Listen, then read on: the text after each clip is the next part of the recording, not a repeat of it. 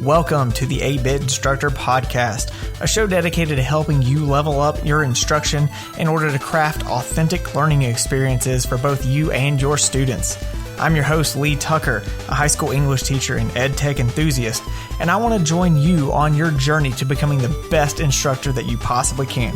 So if you're ready, grab your adventuring gear and let's get going.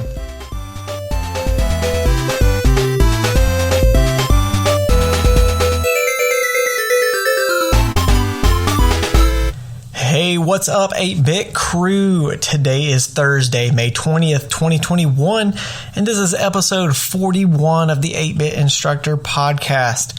Folks, it is exciting. We are almost there. The finish line is right there in sight.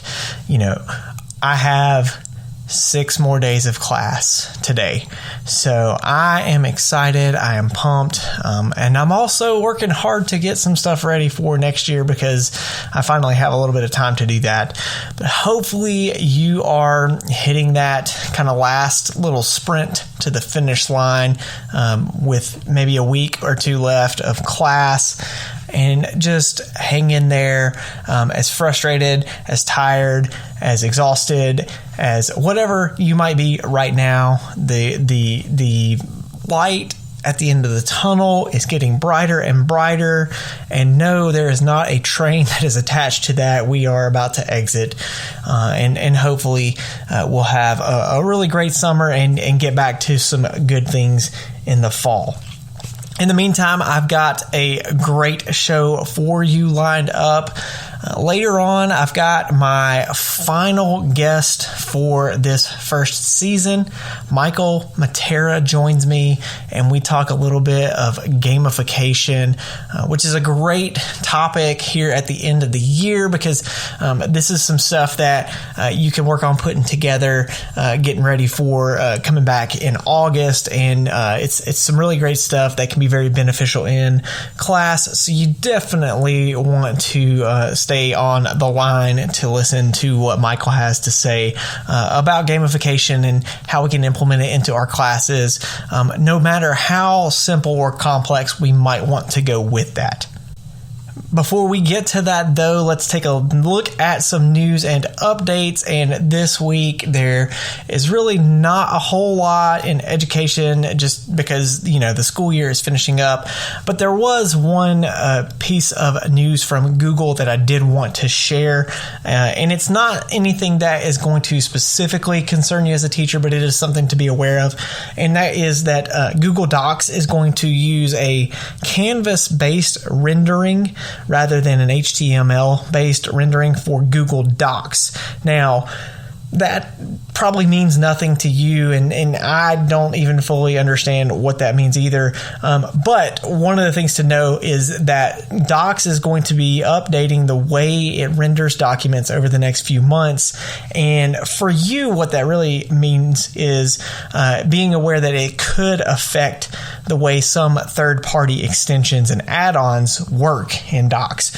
So what the whole point that I wanted to make with this is that, you know, if you are using Google Docs over the next few months and you've got an extension or something that you typically use with that and it does not seem to be working, that is more than likely why, because Google is updating the way that Docs runs, and those extensions and add-ons will have to be updated over the next few months in order to be compatible with that. So if you do notice that there's an add-on or extension that just doesn't seem to be meshing well with Google Docs, you might, you know, hopefully the developers and all that know that this is coming and they will update their apps. But if not, you can, you know, send a little feedback to those developers.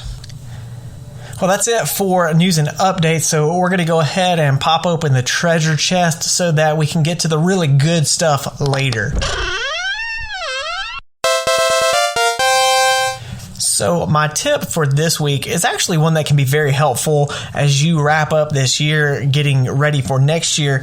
And that's a Google Classroom tip in using template Google Classrooms. So some of you may know now that you can actually make a copy of a Google Classroom. So if you have, like, let's say a bunch of assignments and all that are in a Google Classroom, you can make a copy of it and it will have all of those assignments in the new classroom that you create, which in and of itself is a good thing. But one of the tips that I kind of came across is to use these template classrooms to hold types of information, whether it's assignments or rubrics. So rather than keeping like everything in a Google Doc, what you can do is you can have these template assignments and all in a Google Classroom.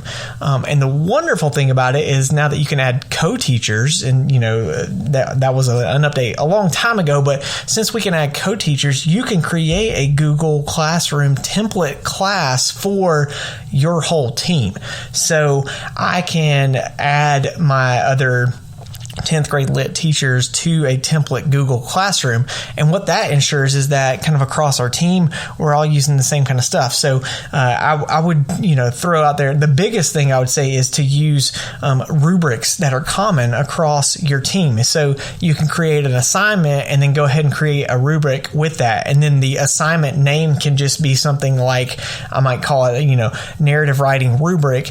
And then I create that rubric in there. And then anytime I do a narrative writing assignment in my other Google classes next year, I can just import the rubric from that template assignment, but then also all of my teammates can as well. So I don't have to have something like a Google Sheet or a Google Doc and copy and paste all that stuff in there. I've just got a template in there as well.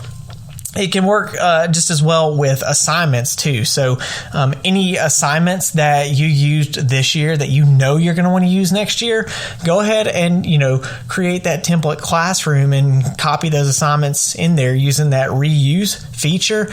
And then they're there. You've got the instructions there. You've got all that stuff that you did this year. It just saves you time next year. And then, like I said, your teammates are connected to that. So it saves them time as well. And it keeps y'all from doing a lot of extra work. So definitely look into that using like a template Google Classroom to help save time on some of that work that you have to do all throughout the year.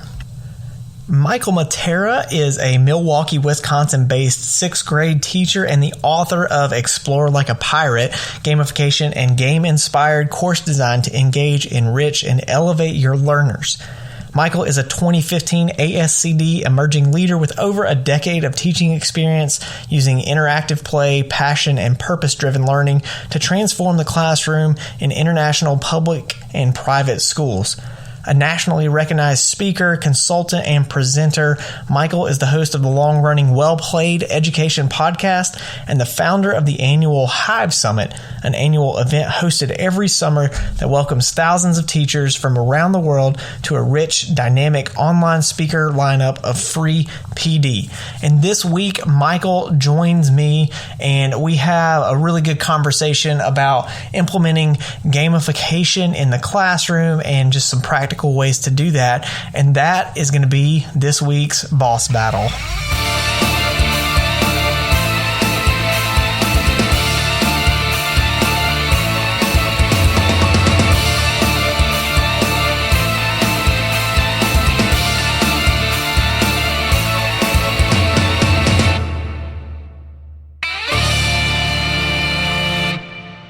Michael, thanks so much for joining me today. You're actually the final guest for this first season of my podcast, so ending on a high note here. Nice. But I really appreciate you joining me today. I'm looking forward to talking some gamification stuff because I got a lot of questions. I can't wait. Before we get into that, though, just a couple of fun questions. So I always like to hear people's stories and kind of their journey in education. So kind of thinking back through all your different experiences, what would you say are maybe one or two really significant experiences in your education journey that have kind of stuck with you through the years? So I just want to clarify, education journey meaning after I became a teacher, what are some things that stuck with me or things that got me to become a teacher? It can be anything. I've had, people talk about experiences that they had when they were in school that kind of had an influence, and also things when they were teaching. So, you can pick and choose however you want. All right, for that first one, I'm going to go with the angle of after being a teacher. I think I've said on a number of other podcasts my sort of beginning story. So something I haven't always shared is things in my teaching, like my early years, that I pulled out and said, like, that's great, and then replicated that more and more and more, would be my first teaching gig. I taught overseas in Italy for a while. Oh. And that job, I was sort of like a hodgepodge of jobs. I taught computing to like 3rd, 4th, and 5th grade, like keyboarding skills, that kind of thing. And then I taught some 2 or 3 middle school electives. And what I pulled from that experience was these middle school electives were not your traditional classes. Like one of them was titled diplomacy, and it was this idea of like international relations. These kids learned about countries, and then we kind of did almost like a little mini Model UN inside that class. Okay. And when I first got the job, I thought, like, I don't know, man, middle schoolers and this, that seems crazy. And then I also did a robotics course, and this is before all the like Lego robotics, and you're like, middle school robotics? Like, really? Is that, this is years ago. So you're like, no way. What I learned, though, from those 2 experiences are doing things differently has students then come with a different attitude. So, like, I think if that had just been, instead of a diplomacy class, if that had just been a history class, and we tried to teach those concepts just in a history class, I think you would have had kids approach it differently. And all of a sudden, the fact that it's a selective, it's something that's out of the norm, they weren't used to it. I loved that. So it has definitely impacted how I run my class. Inside my class, I try to make things different. What I would love is to work in a system in which I would love to pull down sort of the college structure into at very least middle school and up. Like, okay. I think this idea of always having English, and it's just 7th grade English, and then you go to 8th grade English, then you go to 9th grade English, no, call your classes something different. Tell them that we're going to like focus on this thing. You can still teach them all the English skills you want to teach them while only looking at Shakespeare. Like, you could do that. Like that could be a thing. And having kids be able to choose that, like, I think we'd get a greater response from kids. Yeah, I've always said, like, I'd love to teach something like a literary analysis of the Lord of the Rings, and spend like the whole semester just watching through the trilogy and breaking down all the kind of literary aspects of it. And I think it would. And you could still get kids to be writing persuasive arguments. You could still be having them work on like their voice and all the things on the 6th grade 6 traits writing rubric with that topic. Yeah. Maybe we'll be able to see that in our career, but I don't think so. I think that's pretty ingrained. But I love it. But I absolutely love it. Cool. All right, so I know, you're like the gamification guy, so this next question, I know I'm probably not going to have to explain it to you, but it is, to me, a little bit of a personality kind of question, too, diving into some, I guess, psychoanalysis. Not that I'm going to actually do the psychoanalysis, but it's always... I don't get a diagnosis? Well, maybe I'll figure something out. So, if you had to choose a warrior, a mage, or a rogue, what would you choose and why? Out of those 3, I would choose mage. Okay. If I was to add one other one, I always would choose like the archer. Okay, so you're going to go a little off the... Well, but that's what I'm going to say. I'm choosing mage because I like this idea of being like tactful and like not necessarily winning by brute force. So like that's why like the archer, like you kind of stand back. You got to be like careful with that because like you're not good at close combat. Right. So I got to throw ranger in there then for you. Yeah, I would have totally picked that. Okay. Nice. Is that so? When you play games, like, do you play RPGs any and all that? I haven't played too many role-playing games. There's one that I've played that is just fantastic, and I want everyone on this podcast to go and do it. Like, that's an order. Okay. And that is called A Quiet Year. Okay. And it is so good, and it's great for new RPG. Like, it's a welcoming thing to try. You're developing a society together, and it takes place over 52 weeks because that's a year. And the deck of cards represents activities that happen. So you flip out a card, and there's 52 cards, 52 weeks, and each card has sort of two options, and then you kind of create the story together. There's no GM required. Okay. So. It's called, did you say A Quiet Year? A Quiet Year. It's so cool. Check that out. Yeah, also something you could do in your class. Yeah. Oh, yeah. That would be a good, maybe even like a quick write kind of prompt thing. Oh my gosh, 100% could be done in an English class. Nice. Yeah, I always kind of lean towards the rogue character. I don't know. I like to hide in the shadows, I guess. Well, that's partly me too, right? Like, I want that. Like, I want to be that archer that's behind the tree. Yeah. No one sees him in the foliage. Yeah. All right. So I think that just kind of naturally segues into what we're talking about today, which is gamification in the classroom. And you've done a lot of extensive work with the idea of gamification. And you have the book Explore Like a Pirate, which talks about kind of like overlaying gamification on top of classroom content, right? Mm-hmm.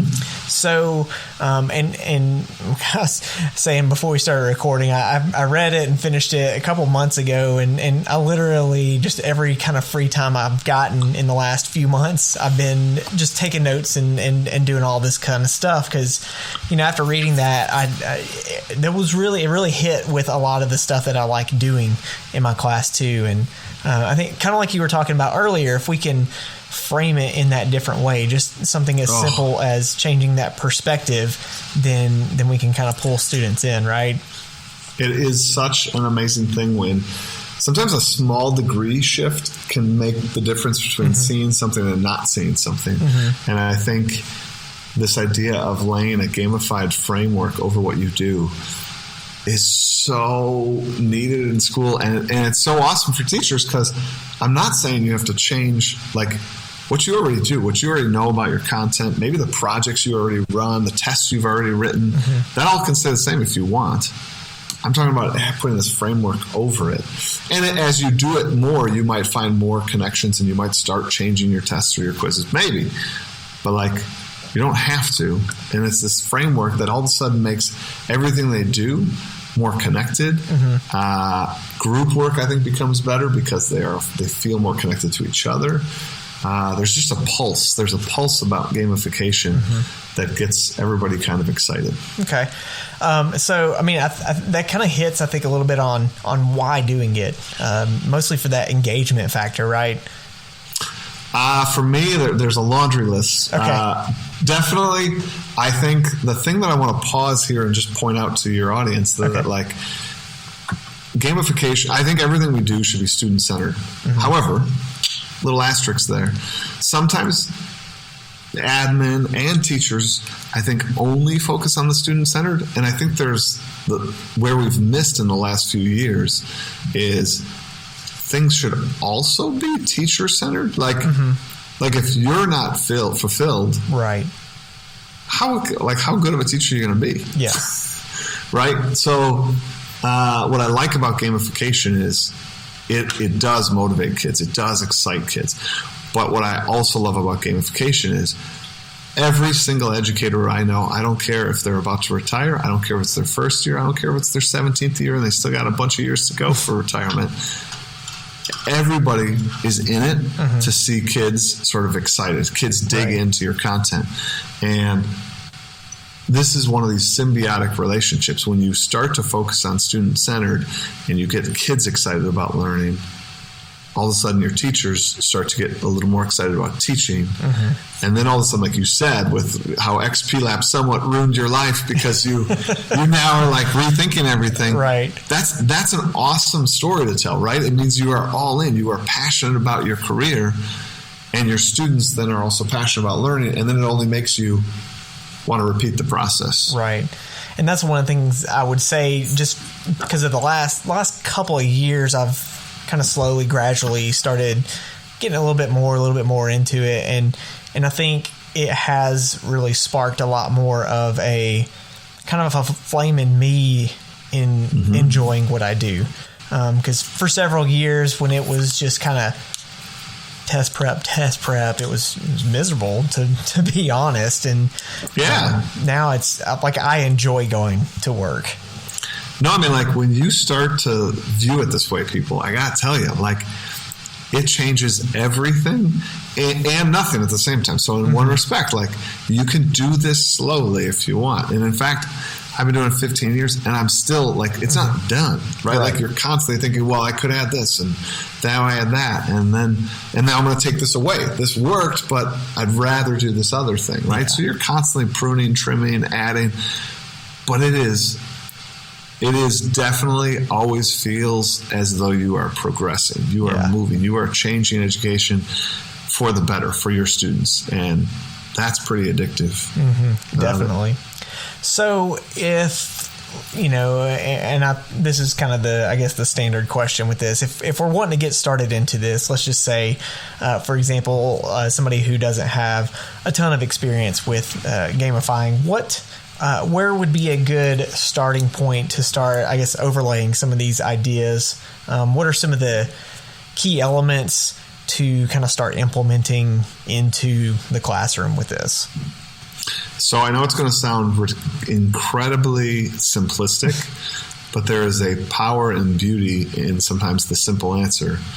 I always tell people, if you're going to break it down, theme, team, and task are my three that I always talk about.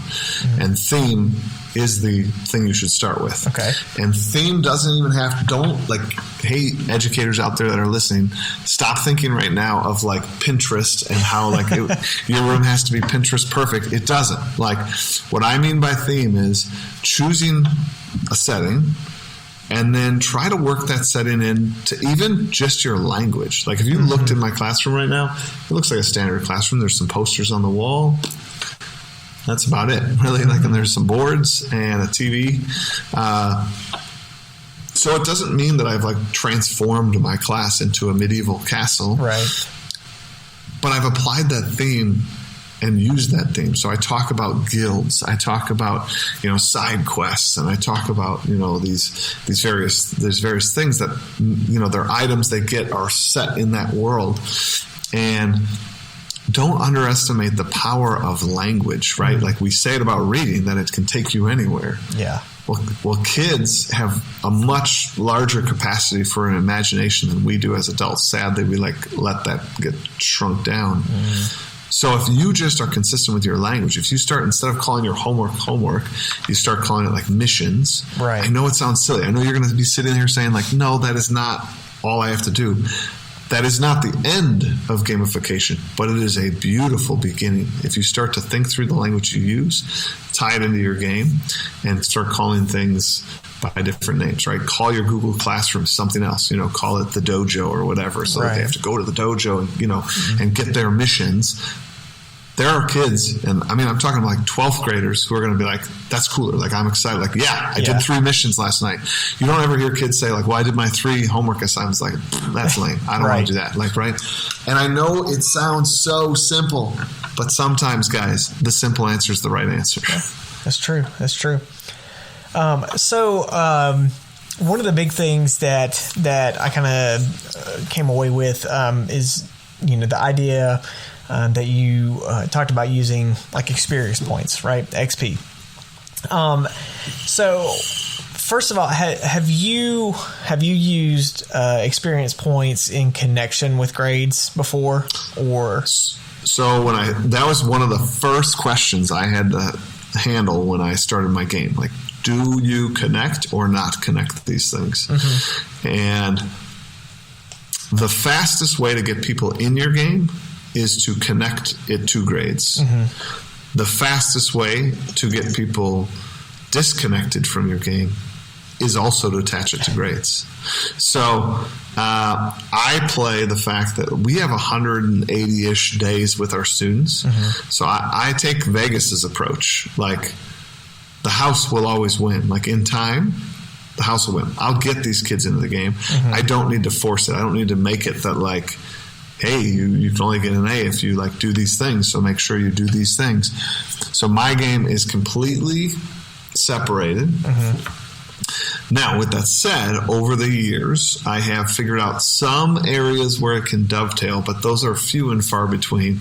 Some of my assessments, they also can earn XP, but it's additional. And, like, usually it's like a side component to it. It's like, you know, you're doing your normal test over here, doing your normal test the way it's supposed to be. And then there might be, like, after the test is done, if you have extra time, here's this challenge activity, and it's just like a test in a different way. Like, they're using content in a different way. And I say, like, you might get XP for that. But, like, your test over here, but I put them on the same day. It's testing their knowledge. Like, in a perfect world, those would go together. But I truly try to separate them. Okay. Because I was wondering, you know, there's... You know, this whole idea of the kind of one of the big buzzwords in education is the idea of growth mindset, right? Where we're looking at how students are progressing and learning and growing, regardless of where they come into our classroom, they're moving forward.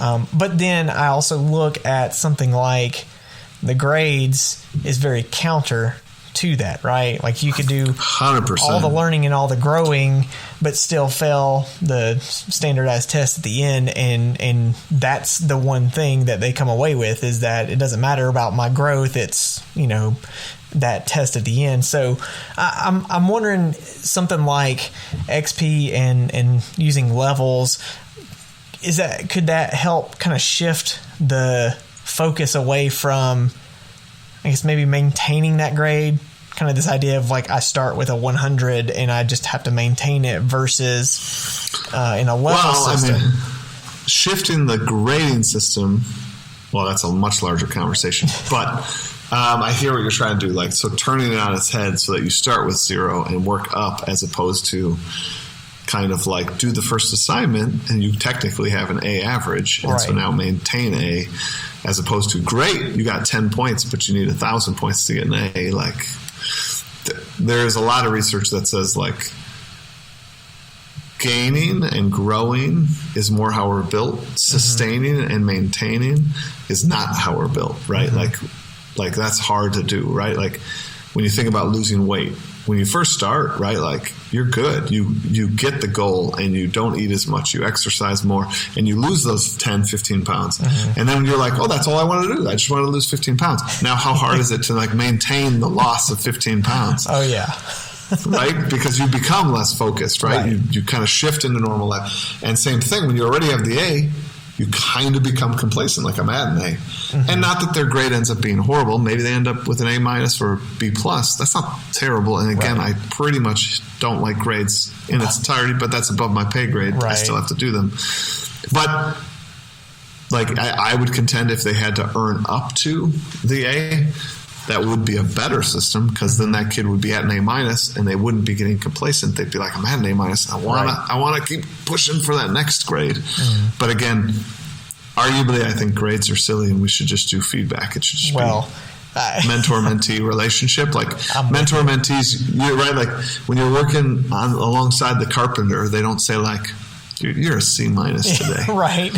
They just give you feedback and say, that's not how you whittle this. Let me show you. Now, hopefully tomorrow when we do some more work, you whittle the way I just taught you. Yeah. I'm completely with you there. I feel the same way. That's been kind of a big thing for me the last several years, really. But yeah, like you say, at this point, there's nothing we can do about it. Like, I'm a 6th grade world history teacher. That's above my pay grade. Right. All right, so kind of last question to wrap some of this stuff up.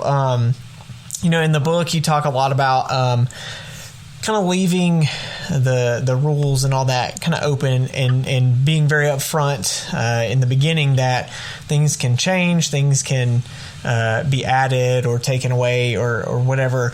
Do you have any kind of tips or just from experience, things that you've noticed about just the idea of doing that and changing things as you go along? That's a great question, Lee. So I just know the teachers, by and large, are planners. I mean, I think that is a common thread, or at least the vast majority of teachers would fall under that regime of like wanting to kind of know where they're going, want to make sure they understand the lessons, the scope and sequence, all that stuff. So when you ask them to gamify, it can be rather hard for them because they're going to want, hey, I want to add gold. I think gold would be fun. It would be fun to allow kids to buy things. That is a great addition to any game. But it can be very daunting because then the next question is like, well, what are all these things worth? How much gold do they earn? Does that like ruin the economy? Are these items too cheap? Are they too expensive? If no one can afford them, you're not really giving them a market. So finding that right balance can be overwhelming. And if you try to plan that in a vacuum, I guarantee you'll never get out of the vacuum. Right. Like you won't. Because you'll constantly think, well, is that too pricey? You need to put some of this stuff just in practice. And you can be horribly wrong. Mm-hmm. And again, if it's not attached to grades, you can change it. You can either... I have done the hard stop where it's like, oh my gosh, that was just wrong. I'm going to have to like take those items back and I'll refund your money or whatever if it's a hard stop. If it's something that like, it's okay that a little bit was in the wild, but like we better not allow everyone to buy this or whatever the case may be. You just can fix it by like, they were sold out of that. And like, oh man, those became super rare and that's all that's out there. Mm-hmm. Like there's so many ways you can correct it. But the only way you're going to know how this thing functions is to actually put it in play and watch it happen. And know that even when I say that, there's still no right or wrong way to do it. Mm-hmm. This year, because of the pandemic, I decided to up what is called the drop rate. The drop rate is a video game term meaning like when you defeat bosses, like or even little bosses along the way, mm-hmm. What's the odds they drop something like a coin, an item, and I upped my drop rate. So it was a little easier this year to get items. Mm-hmm. So like my side quests, I'm always aiming for really high quality. And there's always a threshold where like, this is only worth experience points and I'm not going to give you experience points and an item. Right. But this year I like turned the dial a little down so that it was a little easier to get items because the kids in my school are still in rows. And so we lost some of the like fun collaborative you're at your tables. So I thought one way I could up collaboration and have this fun interaction and interchange between students was have a lot of kids with items. Like it became less hard to get items. And I always contended that if I did that, it would sort of ruin the game. And I got to say, I was actually wrong. Like maybe my drop rate was too high. Maybe I was being too much of a teacher. Like it had to be a really good quest to get it. Well, that meant there wasn't a whole lot of items, which meant a lot of kids couldn't really play the game because you don't have items. So I'll be honest, even coming out of COVID, I may keep that lower or higher drop rate, right? Like kids may get items because it makes it more fun. Kids have things to trade. Could have say like, oh, I could fix that rule or I could break that rule. Yeah. But that's me after 16 years of gamifying, right. And I'm still like, maybe I got that drop rate a little wrong, and I'm tinkering and watching how it happens. And isn't that essentially what we're trying to get our students to do? We're having them throw stuff out there and then fix what they see doesn't work, and I think it's great when we as teachers model that in that everyday kind of classroom environment. I think anybody that's trying this or anything else, I got to tell you, a powerful statement to say to your students is, I've never done this before. Yeah. Like, I swear, even if it's me like giving them a boring lecture, they all lean into it more. They're like, this is the first time. Like, what? Like, what is this about? So I don't care what you're doing, but that is a powerful statement. And then if it's true that it's the first time you're doing it, wrap that class up with just save 2 extra minutes, just 2 minutes, just to say, hey guys, any chance anybody willing to give me feedback? Because like I've never done this, and I'm always aiming at my class being the best it can be. And then all of a sudden, like kids will raise their hand and say, like, I really liked that we could color this in. It was some fun to kind of doing something, drawing on top of the writing. And it's like, oh, cool. Like I'll keep that in mind as we move forward. But those 2 statements, never done this before, and hey, I want some feedback, are so powerful because it invites the kids to realize it is not your class, it's our class. Right. Yeah. All right. Well, before we wrap up, I wouldn't be able to have this conversation without talking at least a little bit about the new website that you and John Meehan launched back in the beginning of April. And actually, I talked to him, I think it was, I want to say it was the week right before you launched. And then that episode came out during that week. So you and John got this little website called EMC Squared Learning. That's right. Which has just a huge amount of just great kind of resources and gamification kinds of things. So we're about a month and a half into that. And y'all are constantly, releasing new things. So, tell me a little bit about some of the stuff that's going on there now. That has been a huge endeavor of John and I. We both have a shared passion to sort of change the world for the better. And obviously what we're good at and what we're talented at is teaching, and we're trying to build a cadre of people, right, to come together and have that same spirit, because John and I can't change the world together or just alone, right? Like you can't change it alone, but if together we can get a community that's willing to put new ideas into practice, not say I'll do it later, and give us feedback, ask for what they want, meet at, we have different meetups that they can do. It has been so powerful. I think of it like if you've ever been to an ed camp and you're sitting around in the ed camp and you're like, oh man, wouldn't it be awesome if we could make a school with all of these people in it? Yeah. Because right there, the people that have chosen to come, they weren't required to go there. They chose to be there. Same here. This community is just rocking it. We put out a new resource and it's within a day, I get 5 tweets of I tried this new resource. It's awesome. And it's whoa, that turnaround time is crazy. Yeah. And then seeing people support each other. We have an area inside the community where you can kind of ask questions of each other, and people will say hey, I'm trying this, anybody think of a way to, and all of a sudden 5 answers say well, I used it this way, you should try it. And then the scope of all the resources we have. I mean, I think it's true. We have more, you could do one resource a day all year and you would have no repeats. Right. And they're all I'm proud of the work we did. We paid artists. None of that is ripped off anybody. And, so we have just great art assets that look the part, which was another thing John and I sat down when we built the company. We were gamification is about the science of learning, and you could make something still an intriguing proposition for students and it be just black and white, definitely, because it's the science of learning. We know how to lay something out, and it could just be a Google Doc and it would be great. But we said, in this community, EMC2 Learning, we want to honor the teachers, but we also want to honor the students. They get enough black and white worksheets in their life. They get enough Google Docs in their life. Can we up the game for them? Yeah. Because ultimately that's what all of our work's for, is for the students, right?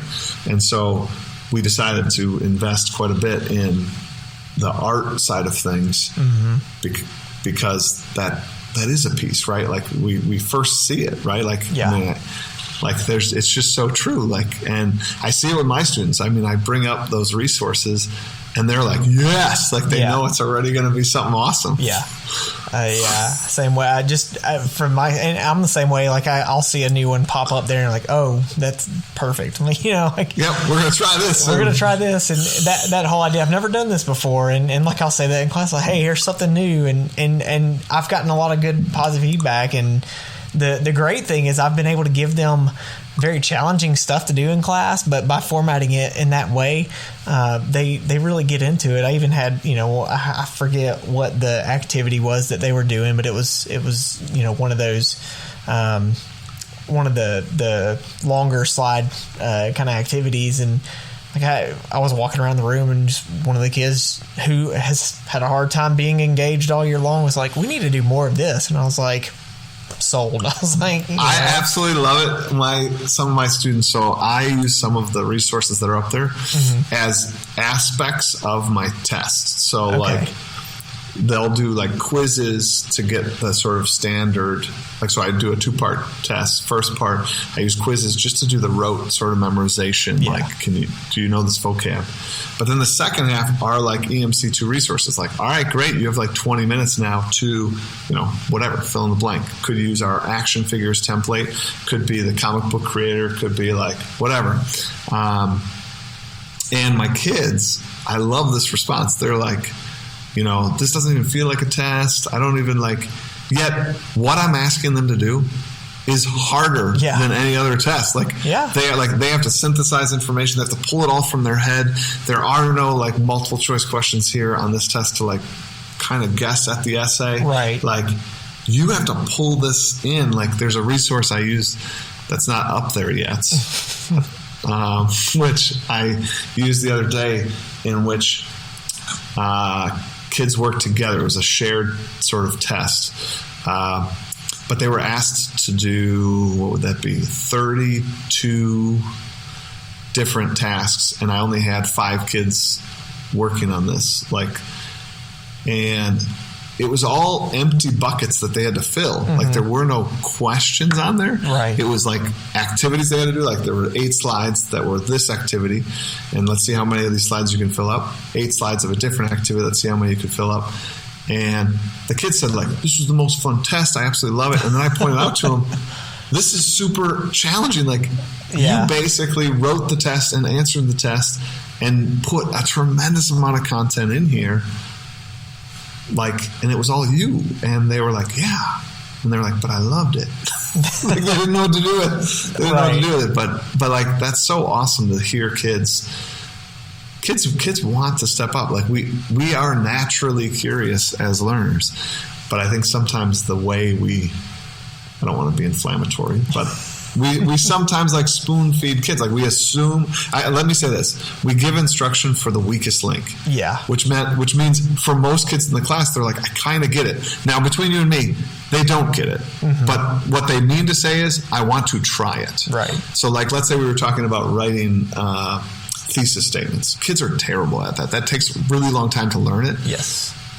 But we will try to teach it so much before we actually let them go write it. Yeah. And it's no, you really got to just let them, just like we said about gamification, put it in play. Yeah. Teach them about a thesis statement for 2 minutes and be like, I'm sure you don't get this, but let's try. Yeah. Everybody try writing one. Exactly. And we'll put them on the board and we'll see. Yeah. And then you can talk about see how this one's a little better than this one. But guys, really, all these kind of stink. Let's try another round now that we kind of know what was good in this round. I would venture to say that everybody would do better in that environment, even the low student, because the low student would see 20 examples. Yeah. Then they would get challenged to try to replicate what was in the good example of this round for next round. Totally agree. Well, Michael, that's about all the time that I think we got. Dang, I can talk forever, really. Now, I could, I could probably go on because I've got plenty of other stuff. Maybe in another episode we can dive I would be honored into to be back. Some other stuff. But I really appreciate you coming on and just kind of sharing your experience and all with gamification and all that. So it's been a great conversation. Thanks. No problem. Thanks for having me. And like I said, I'd be happy to be back. And anybody wanting to connect with me, just check out emc2learning.com.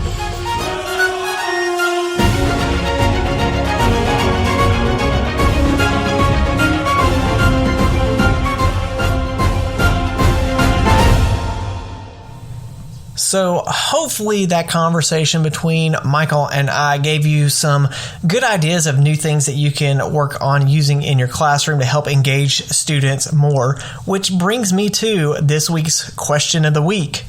What's one way you can add some gamification principles to your classroom?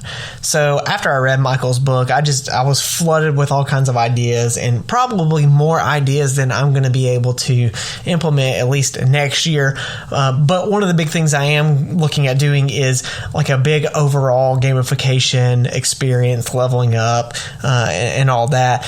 But I'm using some interactive map types of stuff that I'm looking into, and hopefully over the summer I'll have it developed pretty well, and I might talk about it a little bit next fall on the show.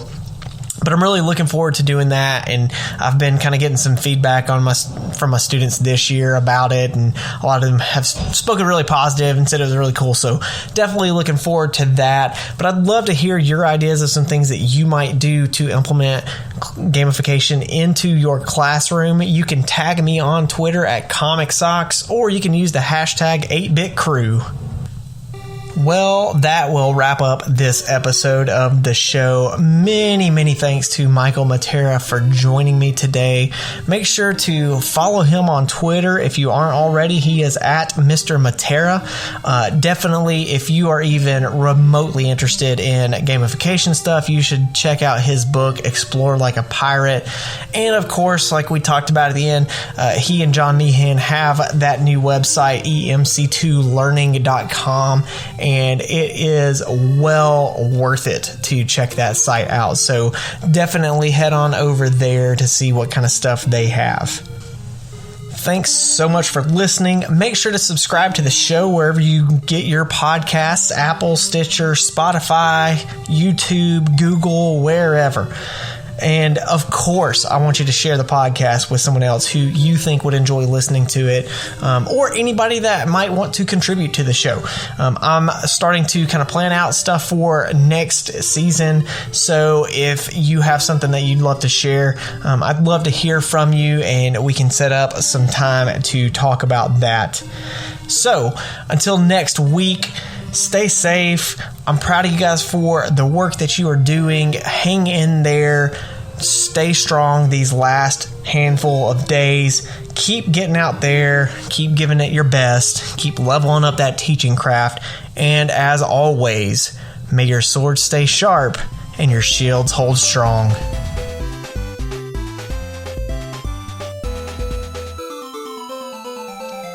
Thanks so much for listening. Be sure to subscribe wherever you get your podcasts, and check out the 8-Bit Instructor YouTube channel for EdTech tips and tutorials, as well as other content on my website, 8bitinstructor.com. And of course, don't forget to follow me on Twitter at Comic Socks and use the hashtag 8BitCrew. See you next week.